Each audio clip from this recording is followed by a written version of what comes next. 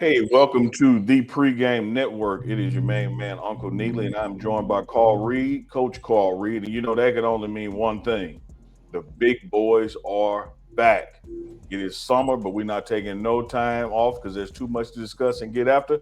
Coach Carl Reed, how you feeling, my man? Man, I'm feeling real good, Uncle Neely. It's good to be back, man. We got a lot to unpack today. Yeah, a lot to unpack, man. This is going to still be a regular, reoccurring series. Did not want to wait, until the August camp starts when we're going to be a regular program, if you will. So we got some stuff to discuss. No better place to start than the NFL draft because it is still big news with the Jacksonville Jaguars trading up to get Travis Hunter number two, but the seismic slide that has never been seen before in the NFL of Shadur Sanders, who was always predicted to be first round, even top 10, sliding all the way to 144. Now that it's a week or so behind us, coach, and everybody's had the time to digest it and even calm down some, what's your lay of the land? How do you see that draft process and what unfolded? Well, first off, I thought that in terms of Travis going to Jacksonville, I thought that they made a very bold move by trading up. And not just because Travis was one of the top players in the draft, Heisman Trophy winner, it's because they have a young GM who moved up with the ideal that he's going to play both ways, which is what Travis has said he's wanted to do all along. Several GMs in the NFL could not wrap their head around Travis Hunter playing both ways or attempting to do it. But you got a young GM in Jacksonville, St. Louis native, I must add, Neely, young Mm-hmm. GM who says, I'm all in with you on you attempting to play both ways. So I think sometimes it takes a young guy with some fresh blood and some fresh ideas to let you attempt that kind of thing. Travis is going to do great on defense. He's got a young quarterback in Trevor Lawrence who's still trying to prove that he can be a top tier guy in the National Football League. I think Jacksonville is the perfect fit for Travis Hunter to go play both ways and start to make his stamp in the National Football League.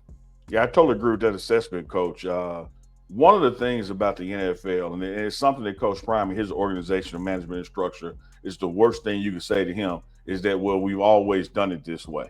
And I think that times it takes a younger person coming in who doesn't have those historic ties or those relationships that we've always done it this way and say, no, this is an exceptional talent.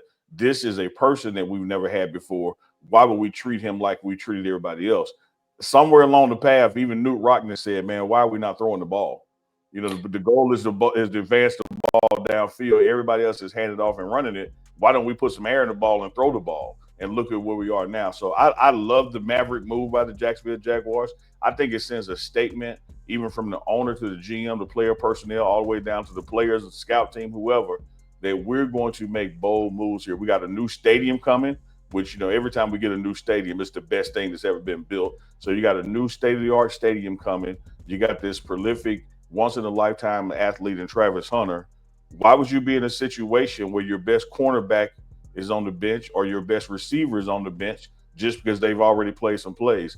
I love the statement they're making, and I love that they're even embracing it. We're going to be in trouble if this works because we know 4 years from now with his next contract, we're going to have to pay the piper if the plan works, and they're hoping that the plan works.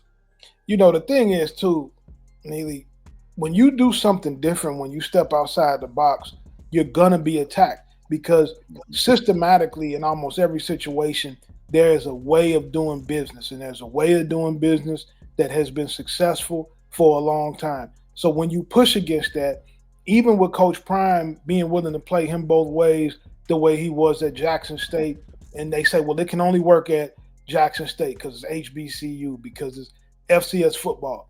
Then he's able to go do it at Colorado in the Big 12 and win the Heisman Trophy. So every time that you want to do something like that, you're going to have somebody who thinks outside the box. You're going to have a visionary, so to speak, somebody that's willing to let you do it because really people can be limitless. We the ones who put limits on people. Mhm. There's probably other guys that could have done this if they weren't didn't have limitations put on them. You're exactly right. I feel the same way, which is why when Travis Hunter selected Coach Prime and Jackson State and then chose to follow Coach Prime to Colorado, he was following the one guy that would let him be him. so many other coaches throughout history. I don't care if it was, Steve McNair, who was, down there in Mount Olive and wanted to be quarterback, and all the SEC said no, but Alcorn said yes. And look what happened from it. Sometimes you got to attach yourself to somebody who's going to allow you to be great, not baller block, and put you in the best situations. And that means the coach admitting that, man, I don't know. Like, I've never had this before, so let's see if it works. And Deion Sanders knew that it would work because he's played both sides of the ball, special teams as well. And so he gave Travis that chance. And next thing you know, is Heisman Trophy winner, second round pick in the draft. So love that situation. Speaking of still recapping that draft, Colorado had more wide receivers taken in the draft than any other school in the nation. Of course, Travis Hunter, who've been talked about at number 2, LeJontay Weston, Jimmy Horn Jr. At the second and third picks. So there's 3 receivers drafted, and then Will Shepherd going undrafted free agent. So 4 are going to be in camp. Is Colorado becoming a wide receiver? Well, I'm gonna tell you what, they've been raving about those receivers from the very beginning of last season, or when they got in there in the spring. During my conversations with Coach Prime as we were getting ready for last season, he raved about Jimmy Horn. He raved about Webster. He raved about Shepard and the tools that they had around him. That took a lot of pressure off of Travis also having to be the guy in every game. Some big plays made by those guys. They had a hell of a guy throwing them the football too. So I think from that standpoint, Colorado was proven that they can get receivers developed. They had a great receiver coach in Coach Fields, who's doing a great job developing those guys as well. And he has a history of developing receivers. You got an NFL passing game with Pat Shermer as the offensive coordinator. I think that they've shown, Neely, that they can do great things at the wide receiver position. Yeah, I think that Coach Jason Phillips doesn't get enough shine and spotlight on what he brings to that organization. Of course, that starts with Coach Prime, who played with Jay Field at the Atlanta Falcons, and bringing him on board, brought him on board at Jackson State as a co-offensive coordinator. And Jay Field then bounced around to Canada and some schools out west, and is back in his partnership relationship with Coach Prime in Colorado. And I think people forget that Jason Phillips once shook Bob Hope's hand, which means you're an All-American. And Jason Phillips also had a Heisman winning quarterback in Andre Ware down there in Houston. And so just like we're talking about in this wide receiver unit in Colorado, somebody's got to throw in the ball. And so when you have a prolific quarterback, I think it goes hand in hand. You need a prolific receiver too. So Coach Jason Phillips, Coach Rashad Davis, they know how to get the best out that room. And I really think the best is yet to come from. And I think you're going to see more production this year, even though there's a significant drop off. About 90% of the offense is left, but they've really replaced and rebuilt that room and got some considerable depth once again. Absolutely, man. And they're recruiting at such a high level right now. You got big time guys from all over the country they look at Colorado now as a destination piece. And with Coach Prime signing that long-term extension, that kind of puts to bed all the rumors about is he staying or is he going? Yeah, it's amazing to me how much that can just help and take away, the naysayers out there who are trying to say, don't go to Colorado, he won't be there long. Now he signed his extension.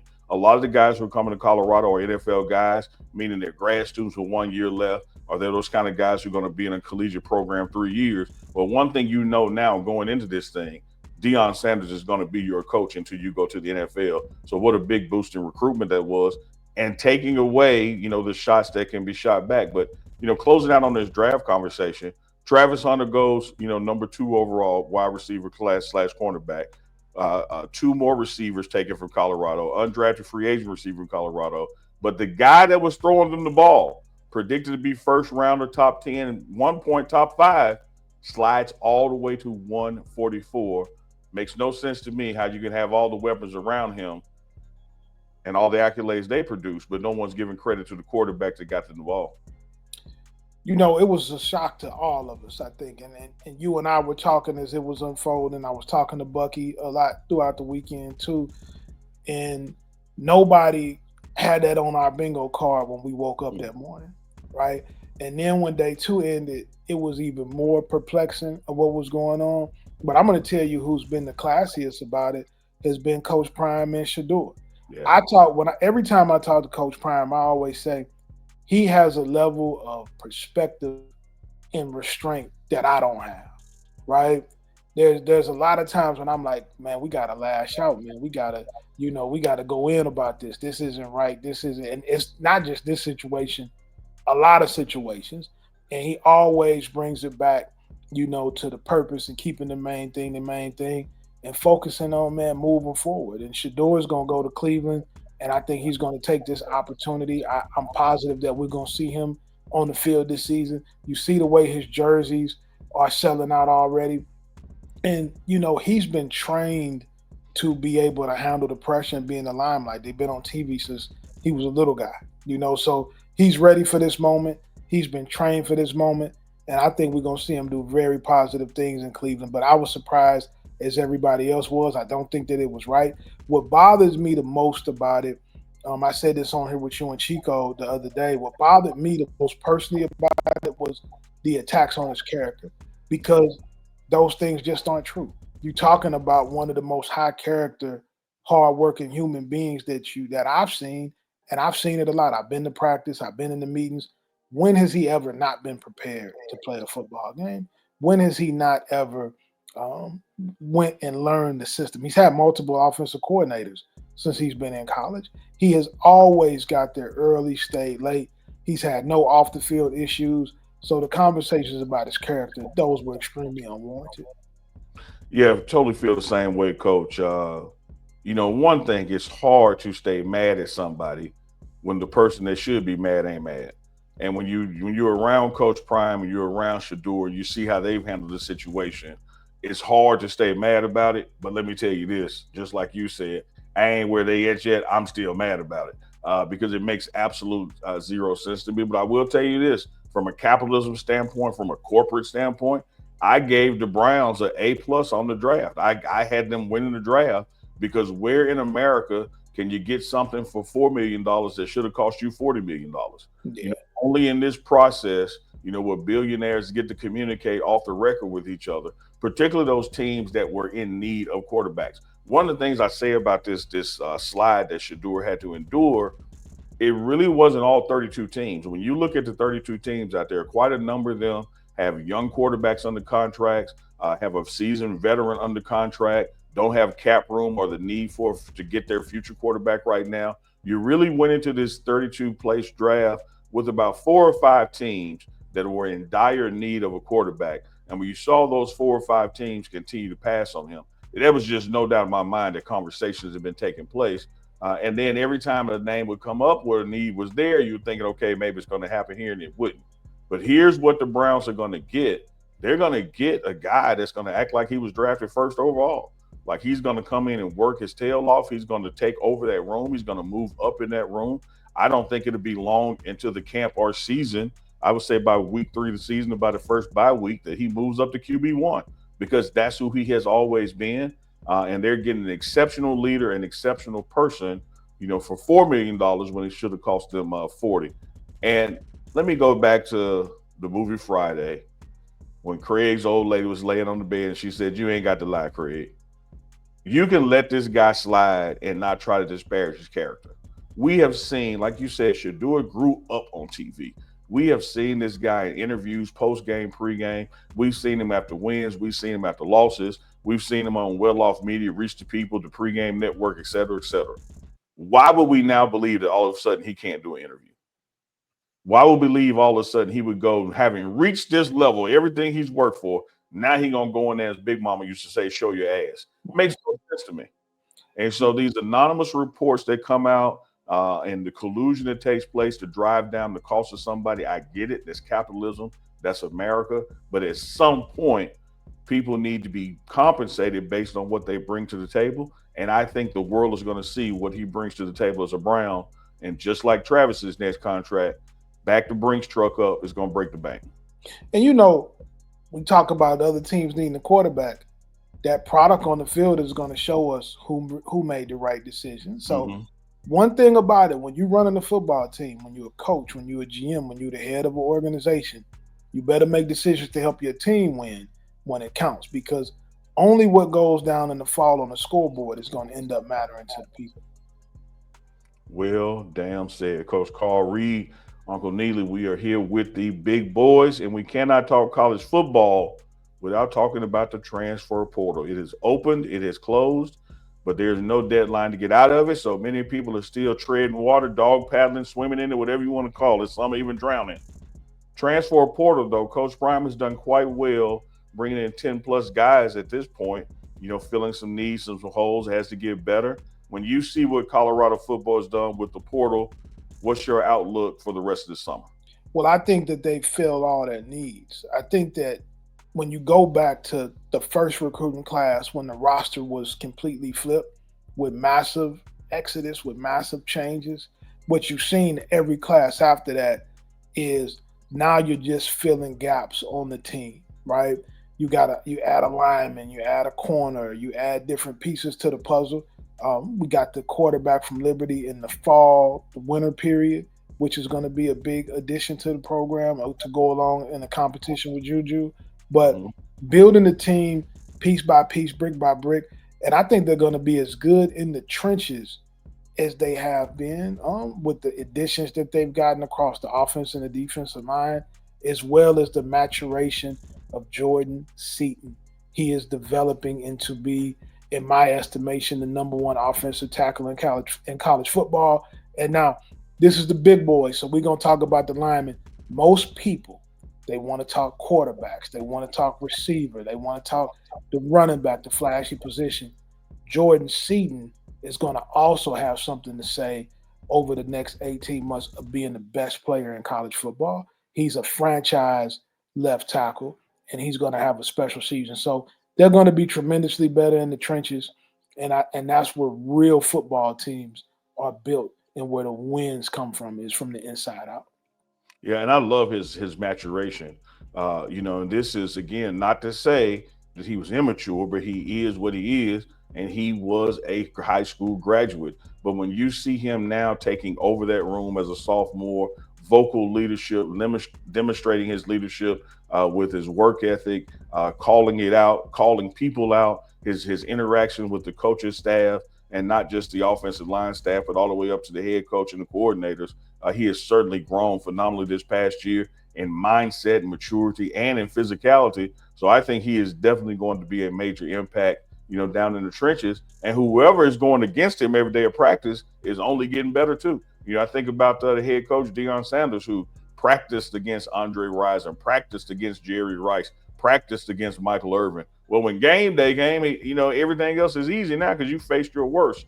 And so the defensive line of Colorado, with his depth, with Warren Sapp, this D line, as they say, they're going to earn the right to rush the quarterback by stopping the run. And the offensive talent that we have and the coaching over there, I think iron sharpens iron, and both parties are going to be much improved by it. This is going to be the first season at Colorado with no Shadur Sanders, with no Travis Hunter. We mentioned earlier some of the other offensive weapons, that are removed. But I believe, Coach Reed, that across the board, this is now a better team than it was last year because you don't have such a drop off between the ones and the twos to threes. You're not just depending on a Superman. You got a Justice League out there now. What do you see the Colorado Buffaloes doing in the Big 12 this year? They got an excellent opportunity to win the Big 12. You got talent at every position. Even on the defensive side, you lose Travis Hunter. You got DJ McKinney, who should be a first round draft pick at the cornerback position. All 32 NFL teams are excited about him, already talking about him. He's long, he has great foot speed. He has the ability to come down and play over the number one receiver. Sometimes when you lose your best players, you can be a better team because the talent as a whole gets better. It's not a huge drop off between who the number one receiver and who the number two receiver is, who's number one corner and who's the number two corner. So recruiting has, and then the offensive and defensive line, like I said, continues to grow. So you could have a better overall football team, and you got two exciting quarterback prospects to move the Mm-hmm. team forward. And you just have to find out what their strengths are and playing to their strengths. And I think that Coach Shermer is excellent at doing that and building offenses around those guys. I think you're going to have a really, really good football team in Colorado this fall. Oh, yes, sir. Because one of the things you had last year, if Shadur had to come out, or even year one when he certainly had to miss a game, there was going to be a big drop off there. Now this year, whoever gets that starting job, if there has to be a replacement issue in a game, in a series, or for a couple of weeks, you know that you have a guy that's right there behind that's just as capable. So there's not much of a drop off where you just feel like, okay, now our season is over because our QB is done, which is a position that a lot of NFL teams and big time college programs are in because the top guy, the distance between him and one or two is so vast. You're not going to have that in Colorado this year. You can literally close your eyes, put a blindfold on, and say eeny, meeny, miny, mo, and pick which quarterback is going out there at this point before we get to fall camp. Absolutely, and I think that's necessary and that's key. We knew before if Shadur went down, we didn't have a chance. Now you got two capable guys are playing. You can spread. You can use the width and the length of the entire field. You got good football players at every single skill spot. I think they're going to be special offensively. Coach Prime will tell you, offense coordinator Pat Shermer will tell you, and Coach Reed, a championship coach himself, will tell you that if we can't run the ball at Colorado, we're not going to be able to win. So what happened? Bring in a Hall of Famer and Marshall Faulk. He's getting that room in order. What are your expectations from the running game in Colorado through this summer and particularly going into the fall?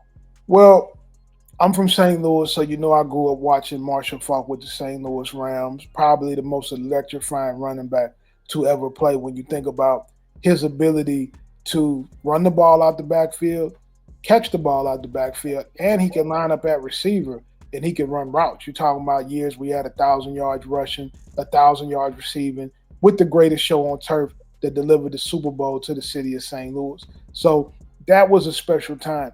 When you got a guy that coaches like that, that has that type of background, that's going to attract players. That's going to put an attention to detail in that position room and a level of accountability that makes guys strive to the next level. It's the same impact that Warren Sapp had a year ago, coming in on the defensive line and adding the energy and the expectation of performance.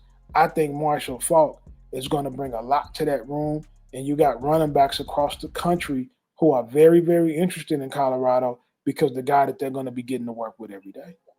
Three Hall of Fame coaches on staff: Coach Prime, Deion Sanders, Warren Sapp on the defense, Marshall Faulk on the offense. When you add up the guys like a Kevin Mathis, a Pat Shermer, the list goes on and on.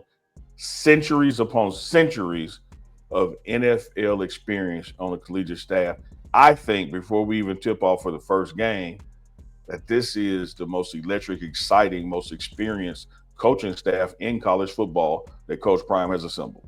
And you can't forget that the defensive coordinator, Rob Livingston, came from the NFL too, as well. And we saw what he did to the defense when he came around. What it does is it gives the players real NFL teaching and coaching, guys who learned the game at the highest level and can tell you what it takes to play in the National Football League. And they also have the ability to call people in the National Football League to get you on the teams and get you opportunities. So right now, I mean, it's not a better place you can be for guys who want the opportunity to play in the NFL.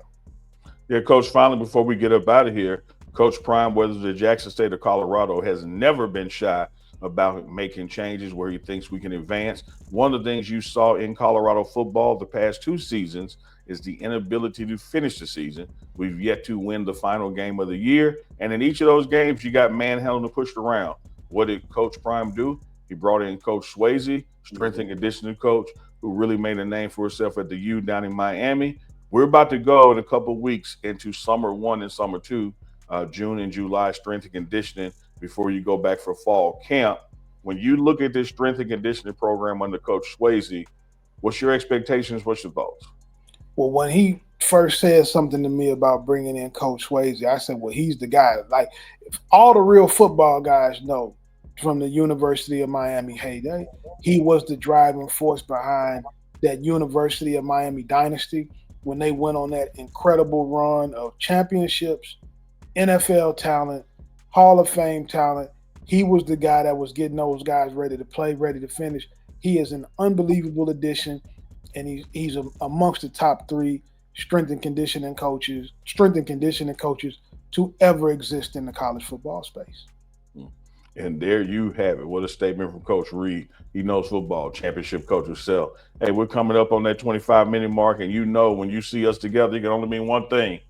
The big boys, not just the boys, the big boys are back in town.